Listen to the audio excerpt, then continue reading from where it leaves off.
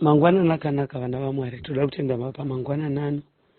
Toda kutenda nyasha dzaMwari dzinoramba dzichitichengeta tichinda mberi noupenyu mukuoma kwezvinhu nomukunaka, asi tichiramba tine tariro imwe chete yekudzoka kwaKristu wedu nekupuwana the protection each day, tichirarama one day at a time, Mwari vachitibatsira. Dai Mwari vatiitira zvakanaka panguva yamangwananano. Panguva yamangwananano tinongotaura pamusoro pemusoro mudiki diki unotiwo hauzviraramiri. Hauzviraramiri. Dambudziko mukati medzimhuri, maita vanhu vanofunga kuti vanozviraramira ivo. Dambudziko mukati medzimhuri, maita vanhu vanofunga kuti vanozvisevenzera ivo.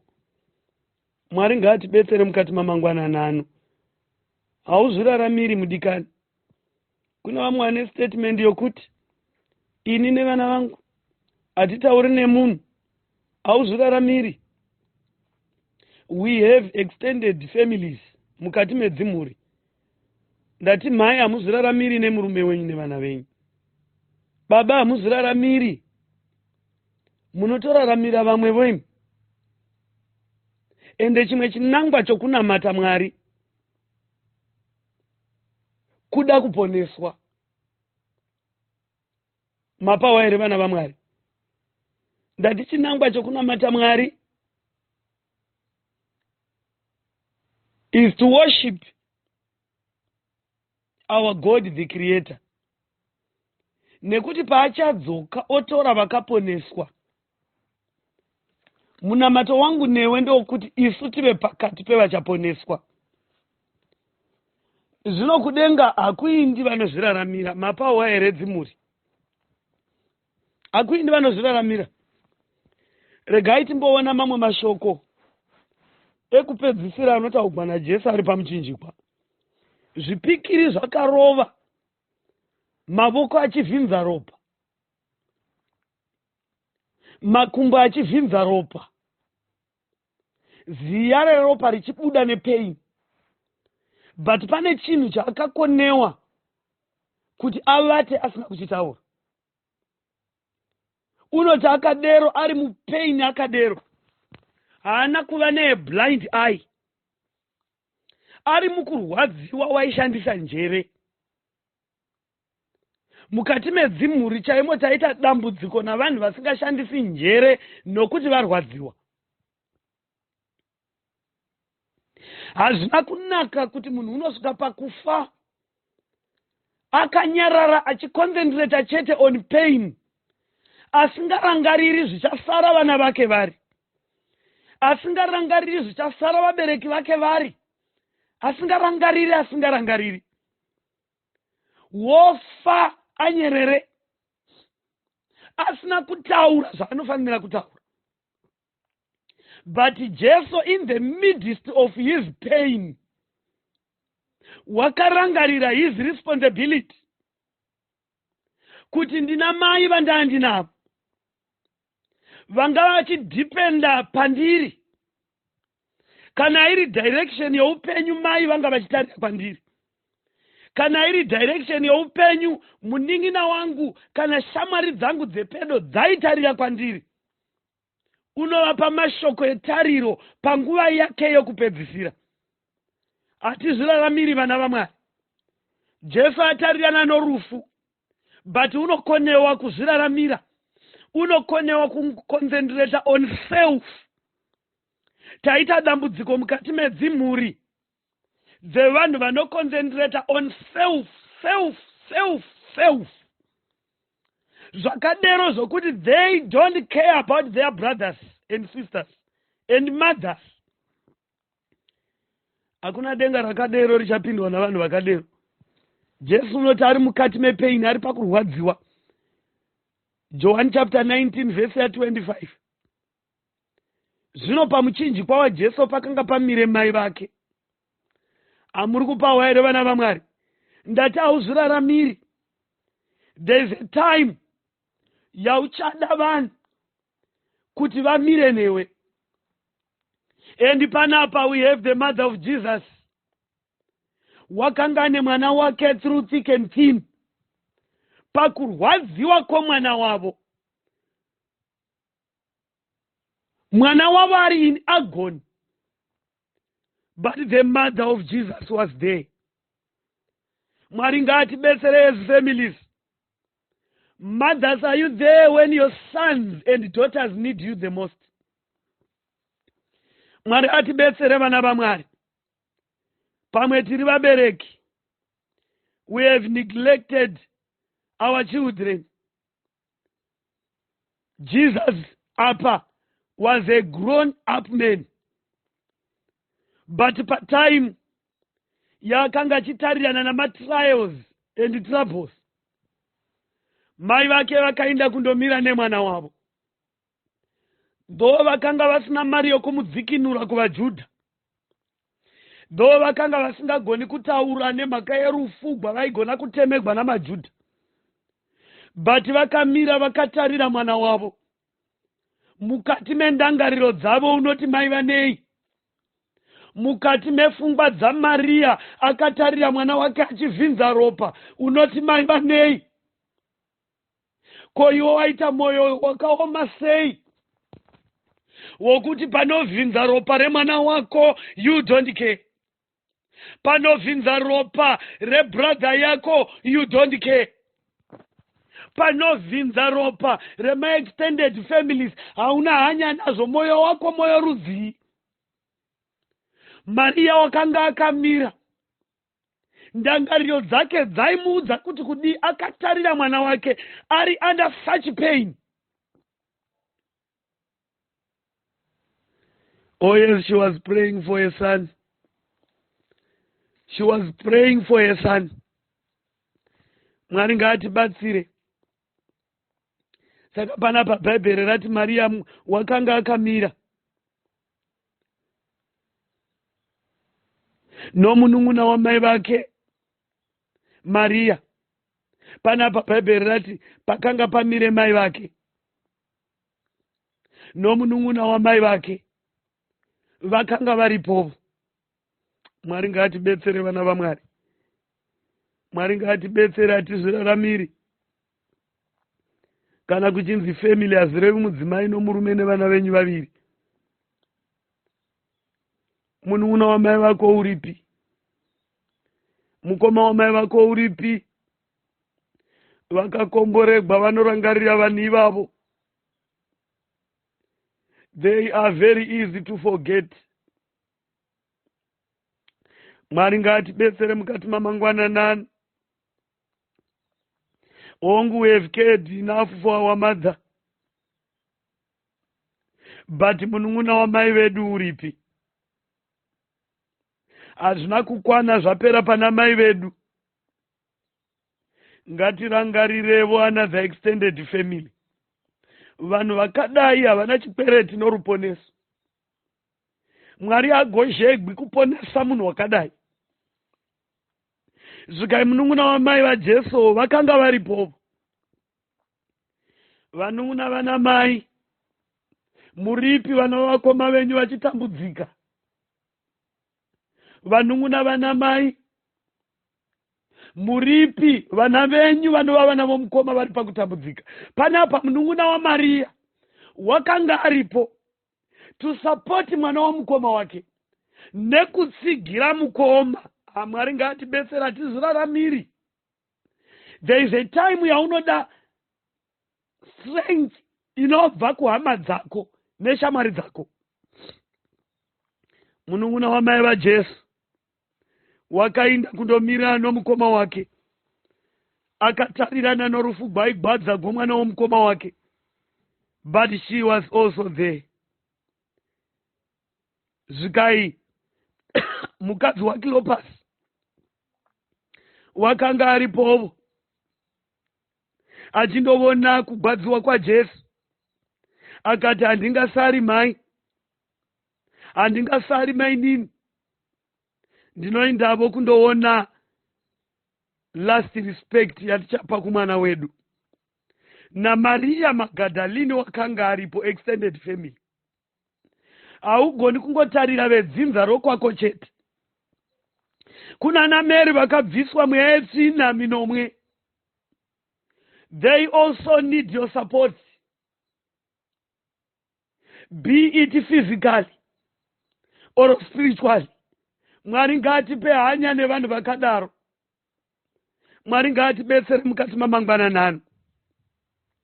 Zvino Jesu wakati achiona mai vake, wakagona kuvatarira kunyangwe ari mukati mepain. We are under a situation that is so confusing. When companies are paying us half salary kune vanoshanda, vamwe vachitogurigwa mari dzavo. Yes, we are in pain. Zvatakanga tichirarama nazvo zvisipo.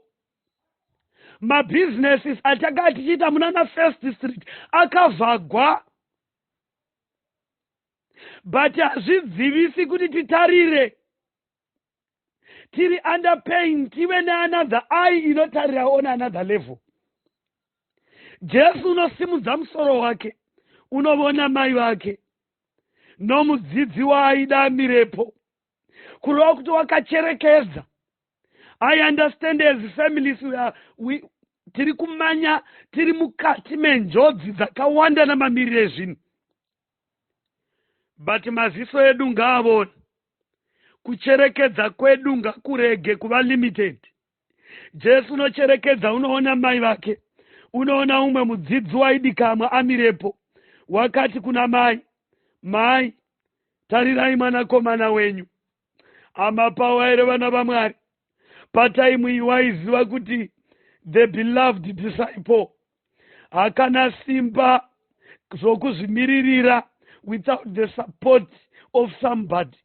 Unotaura unoti, mai, tarirai mwanakomana wenyu. Ipapo wakati kumudzidzi, tarira mai vako. Kubva panguva iyo mudzidzi wakavatora akavaisa kumba kwake. Mwari ngavongwe vana vaMwari. Zvikai Jesu ataura statement iyi, unotoinda panguva yake yekupedzisira, unotaura mashoko enyota, unoburusa mweya wake, unofa. Last statement dzaJesu, dzimwe dzake dzaiva nehanya kumuri.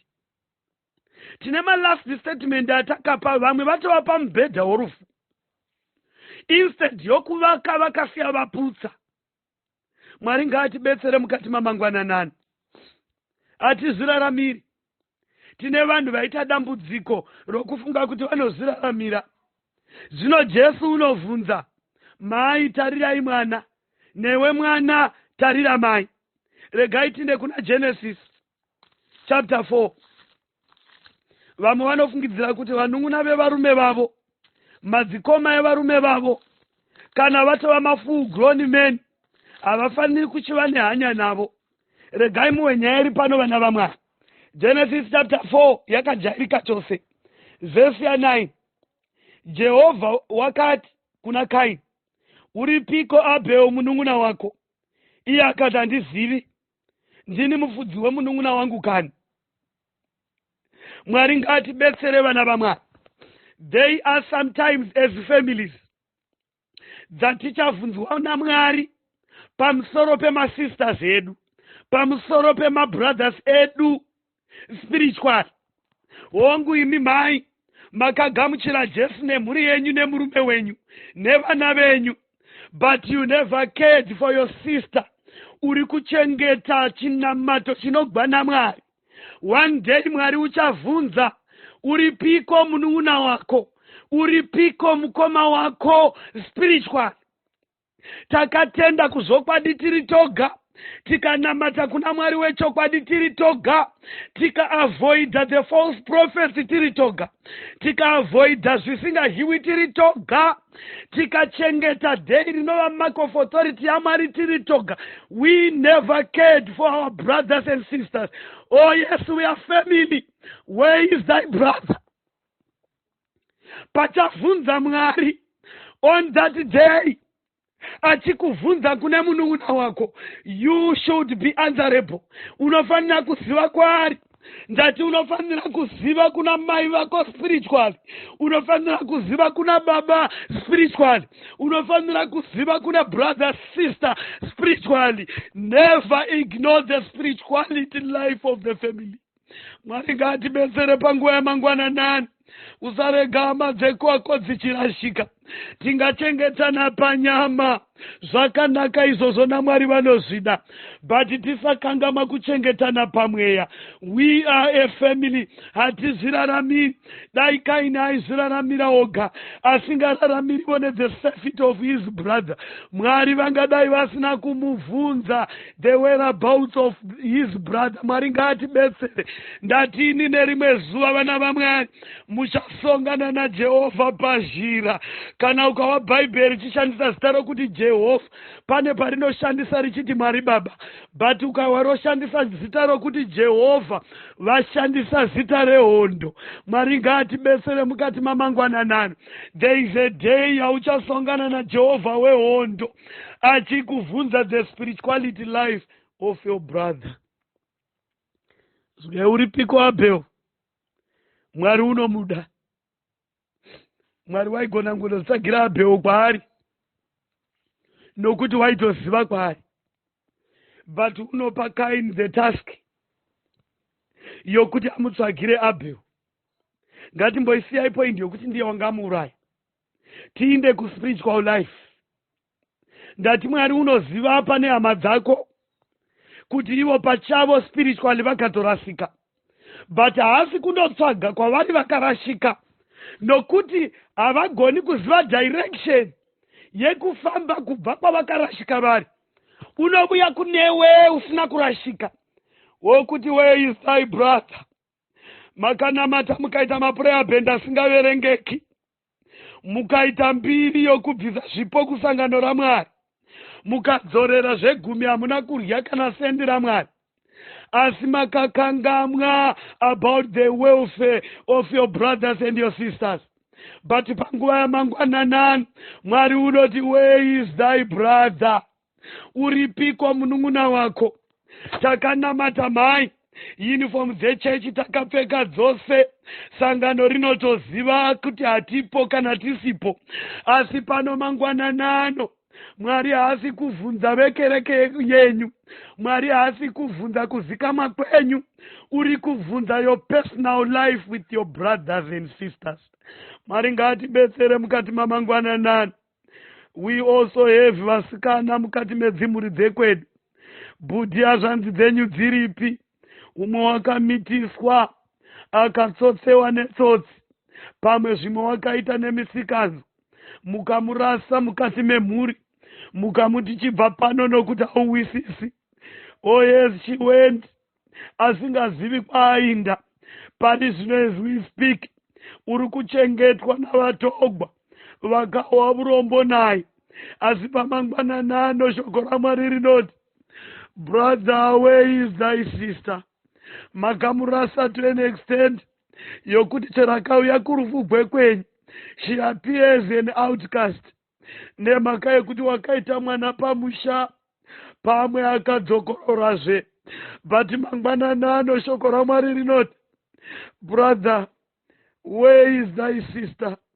It is the duty of one another kuti tichengetane panyama nopamweya. Mwari ngaatibetsere mukati mamangwananano vana vaMwari, nemhaka yekuti tiri hanya youmwe noumwe wekwedu. Zvikai panapa naMwari. Brother wako uripi? Vhesi ya 10, vhesi ya 11. Sorry, tiripo pavhesi ya 10. Unotiyo ndiri muchengeti womunun'una wangu kani. Akati waiteiko? Inzwi reropa remunun'una wako rinodanidzira panyika. Mwari ngaatibetsere vana vaMwari. Apo mweya mutsvene unoita survey uchitarira pamusoro pezvakatendwa navanhu, iwe uripo wakatenda kuna Mwari wechokwadi, but you did not go an extra mile to save thy brother spiritually. Bhaibheri panapa riri kuti inzwi romunun'una wako radanidzira kwandiri. Waiteiko nokuti his voice riri kudanidzira? Do you know that as families tinogona kugara matare tikatora umwe sean outcast tikamudzinga mukati memusha nemhaka yekuti mukomana uyu wanetsa, nemhaka yekuti waita misikanzwa. But Mwari ngaatibetsere. We have decided wrong things as a family. Bhaibheri rinoti Mwari unouya mangwananani, unoti where is that stubborn boy? Uripiko? Unovhunza iwe. And iwe part and parcel yevanhu vakamubudisa pamusha. But Mwari ukuti uripiko? It is the duty of us as families kusakurira upenyu hwoumwe, spiritually and physically. Mwari ngavatibetsere mukati mamangwananani, nokuti hakuna denga ratinoinda kana tisingazivi kune hama dzedu. Let us wend an extra mile, titarire mukati spiritual life yehama dzokwedu, tizame patinogona napo to save them. Mwari varege kutivhunza pamusoro peropa ravo. Kana tisina zvatakaita, ropa ravo richadanwa pamusoro pedu. Let us strive to save our brothers and sisters. I understand they might be stubborn sometimes. Ndinozviwisisa vanogona kunge vakaperera kuzvitendero zvokwavo. But it is now high time for us not to be selfish. Kana tikavarega vakadaro, ropa ravo richavhunzwa pamavoko edu naMwari. Ngatiponeswe tose nemhuri dzedu. Kana iri nyaya yokuinda kudenga, inofanira kuva yemadzinza. Mwari ngaatibetsere vana vaMwari. Takambonamata tiri toga for a long time, tichitovavudza kuti tokuonai todzoka. But iye zvino tachinja direction nemhaka yekuti tine mubvunzo wakatimirira kuti varipi. Let us go back to them, whether vanofara kana havafari. Let us do our part to save our brother in spiritual life. Mwari ngavatiitire zvakanaka munguva yamangwanani itigwai zvakanaka vana vaMwari. Rangarirai hama dzenyu, ngativazame kuvabatsira neminamato, ngativachemere mukati meusiku namasikati, ngatitaure navo richibuda richindovira. Let us try by all means to save them, kuti ropa ravo rirege kuvhunzwa pamavoko edu. Mwari ngavatiitire zvakanaka. Amen.